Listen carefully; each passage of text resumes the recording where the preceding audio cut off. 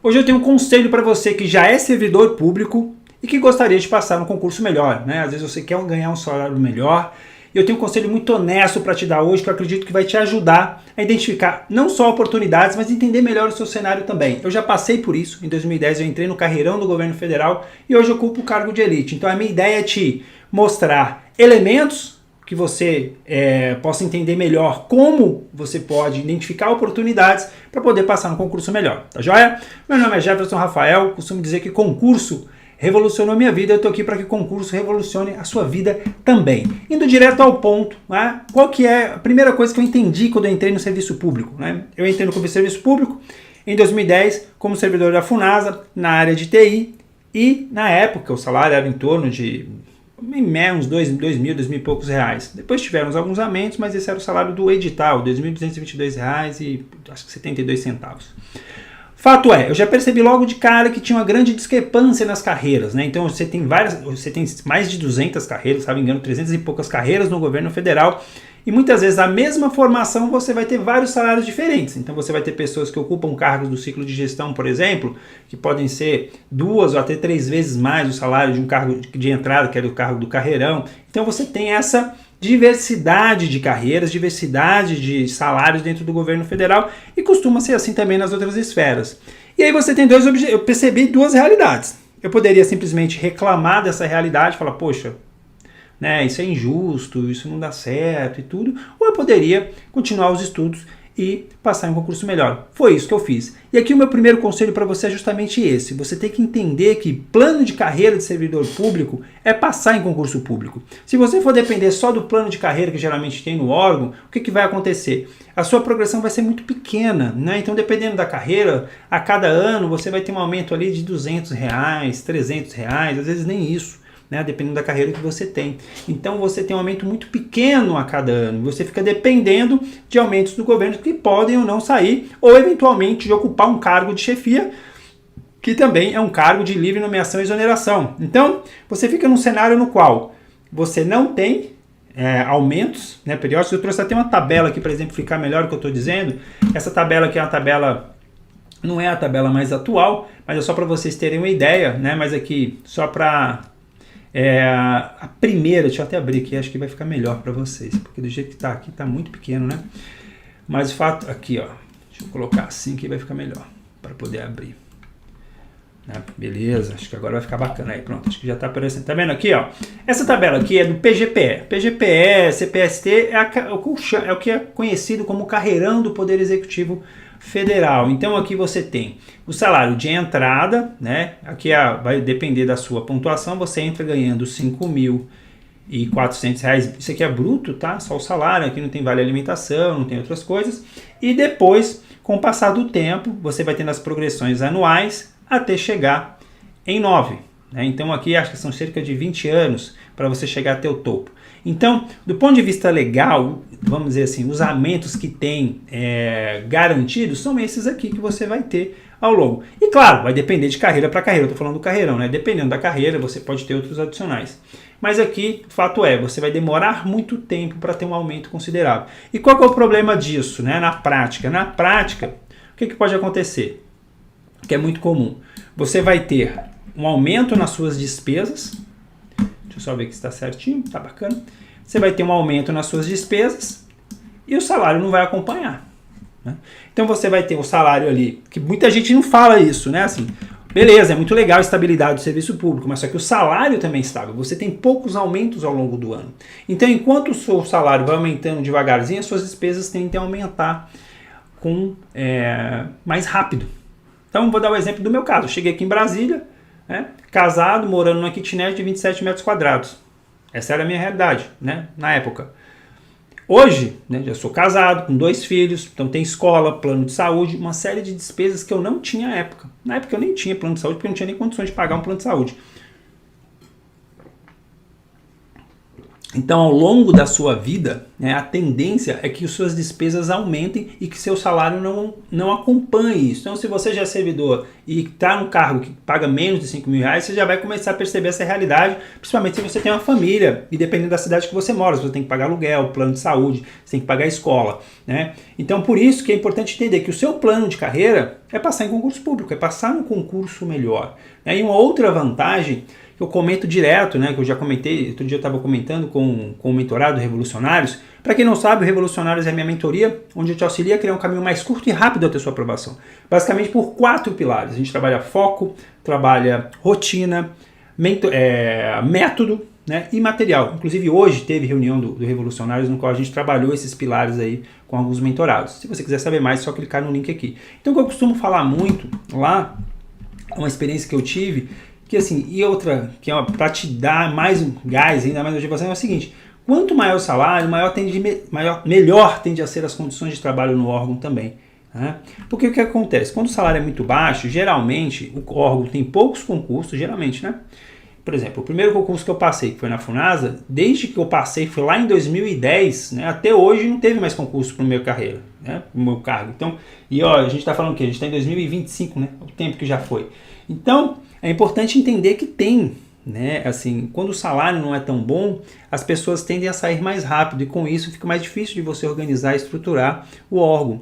Agora, quando o salário é melhor, não, as pessoas tendem a ficar mais, a rotatividade é melhor e as condições tendem a ser melhores. Então, esse é um outro fator também que é importante e você ponderar também, né? Principalmente no longo prazo, pensando num cargo que você vai ocupar por muito tempo. Poxa, né? Questão de teletrabalho, por exemplo, hoje eu trabalho no cargo que tem teletrabalho, eu consigo trabalhar de casa, né?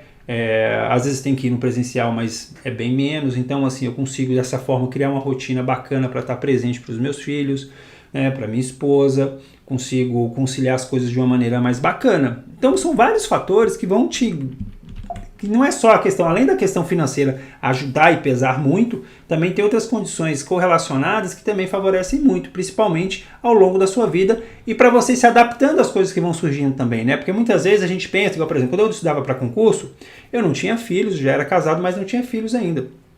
Então a minha realidade era outra. Eu nem pensava nisso. Mas hoje eu vejo que o simples fato de eu ser servidor, por exemplo, fazer teletrabalho, já me facilita muito no cuidado com as crianças, né? Levar as crianças para a escola, né? Igual no caso da Rafa, que já vai para a escola, o que vai para a escola no que vem, enfim. Mas essa coisa, né? Para quem pai e mãe sabe bem como é que é, né? Essa coisa, essa rotina de dia a dia, você ter essa flexibilidade é uma mão na roda. Beleza, Jefferson, já entendi o que você falou, bacana, quero passar no concurso melhor. Quais são as possibilidades de concurso melhor que tem? Então, pô, você tá lá, um salário de entrada, né? Vamos colocar e estipular aí os 5 mil, né? Então, basicamente, o que tem pela frente aqui? A gente tem, no primeiro momento, carreiras do judiciário, como analista do judiciário, por exemplo, se você ocupa cargo de nível superior, dependendo do seu cargo também, né? Porque judiciário, você tem aquele cargo de administrativo, mas tem os cargos específicos também. Hein? Então, por exemplo, no meu caso, que é da área de TI, tem cargos específicos da área de TI. Então, é uma primeira possibilidade. E se você tem a disponibilidade, né, de tentar concursos de nível nacional no país todo, melhor ainda. Ou se você mora em Brasília, né, que Brasília também tem muito concurso. Mas fato é que aí amplia as suas possibilidades. Porque, por exemplo, uma coisa é você, sei lá, fazer concursos para Recife, por exemplo, né, Pernambuco. Eu quero morar no Pernambuco. As suas oportunidades serão menores, né? Então, se a gente está falando da justiça, você vai ter a justiça estadual ali, Ministério Público, Defensoria, alguns órgãos estaduais, então você diminui as suas possibilidades. A partir do momento que você já abre para o Nordeste, aí pronto, aí você já aumenta mais as possibilidades. E se você abre para o nível nacional, ainda mais. Então, se você tem essa possibilidade, melhor ainda. No meu caso mesmo, o que eu fiz? Beleza, entrei no carreirão, qual foi outro cargo que eu mirei? Né? Eu mirei um cargo de controle, né? Basicamente na CGU. Então eu mirei na CGU. Então eu tentei CGU, tentei TCU, tentei Tribunal de Contas do Estado de São Paulo, porque aí é a área de controle. Então no pré-edital eu estudava para essas matérias da área de controle e depois no pós-edital eu fazia o ajuste fino. Então você pode, uma das possibilidades também é a área de controle, pensando nas controladorias do Estado ou nas Tribunais de Contas da União, Controladoria Geral da União. Do ponto de vista federal hoje, o concurso mais quente, vamos dizer assim, é do TCU. Né? Do TCGU eu imagino que deve demorar mais para sair, mesmo porque foi negada uma autorização recentemente, então deve demorar mais, mas o TCU não. E também temos a área fiscal.